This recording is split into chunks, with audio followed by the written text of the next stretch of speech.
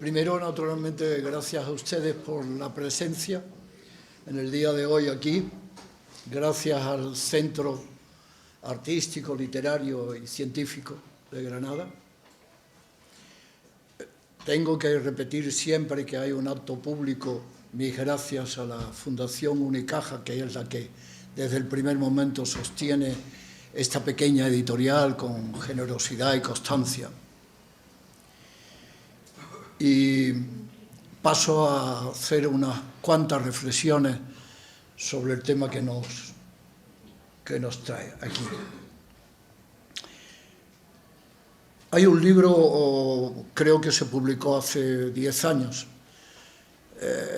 de Vicente Luis Mora, sobre estética y ética en la poesía española actual, en donde hace una serie de reflexiones siempre interesantes, muchas pues provocadoras, ¿verdad?, etcétera, pero hay una reflexión muy bien construida y con muchos datos sobre el valor de las antologías en la poesía española contemporánea.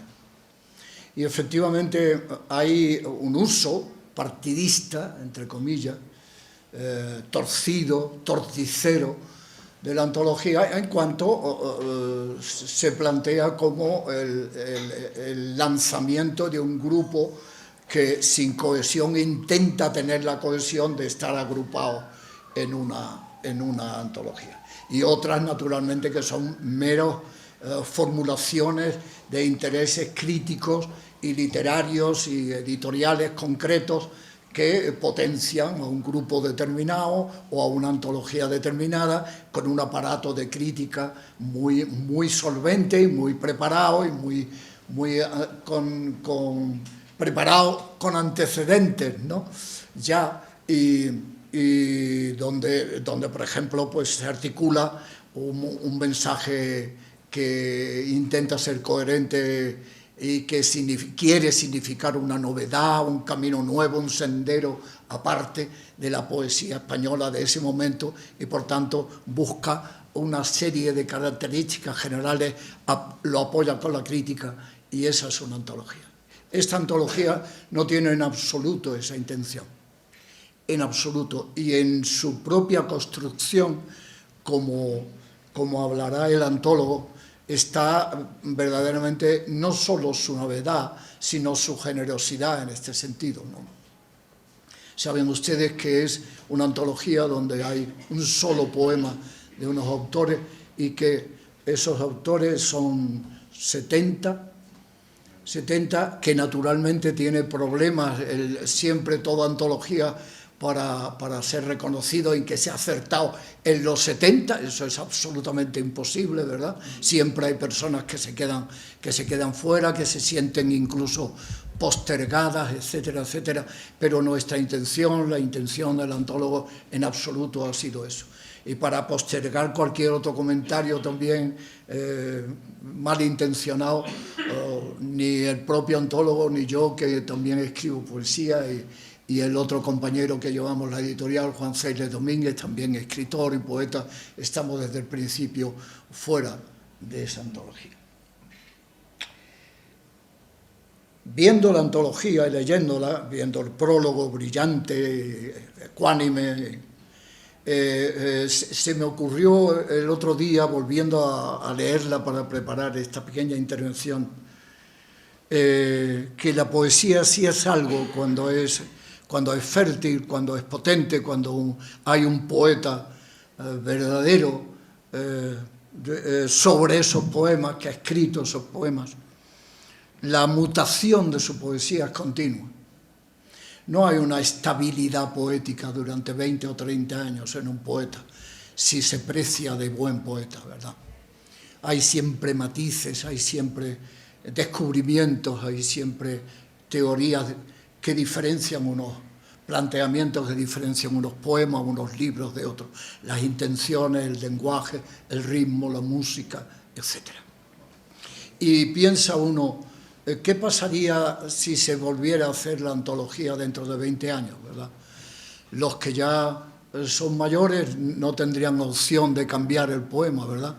y se quedaría ese poema como la marca de su propia identidad personal. Es decir, de todos mis poemas escogí este, porque me emociona, porque significa fundamentalmente algo que también es fundamental en mi vida, porque ejemplifica todos los matices que hay en mi poesía hasta ese momento, etcétera, etcétera, por las razones que sean.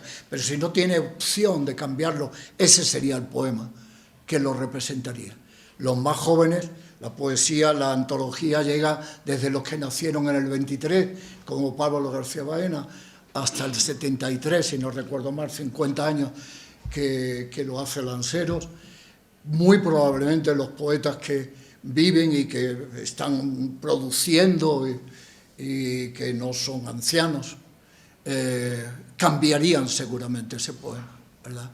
Porque si es poesía, repito la idea, hay mutación, hay cambio, hay nervio, hay la preocupación de ser coherente en cada momento. Y la historia personal es una mutación de emociones, de sensibilidades, de contactos, de historias, de lecturas, de películas que se ven, de músicas que se oyen, de amistades que se tienen, ¿no? Y entonces todo va cambiando, probablemente armónicamente con los descubrimientos personales poéticos que hacen que uno sea un poeta de este tipo y no de este otro, ¿verdad? Dentro de ese tipo de poesía, pero la mutación es evidente, sería evidente, y sería otra la antología. Yo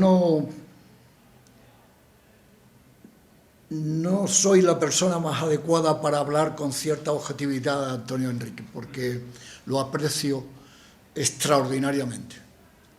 Y a mí me gustaría hacer una valoración objetiva que ya es extraordinaria, ¿verdad?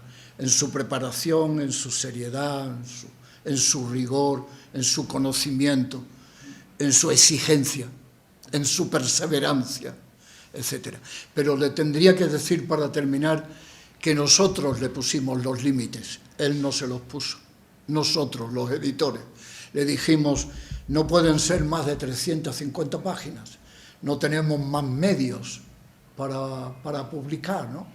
No puede pasar de 350 páginas. Y naturalmente eso, aunque fuera un poema por poeta y un comentario de ese poema, naturalmente restringía, limitaba la generosidad, seguro, pues la ampliación que quería darle Antonio Enrique con toda seguridad a su deseo.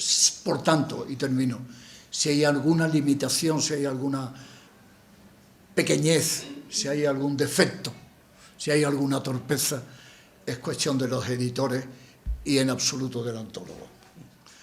Muchísimas gracias por su atención.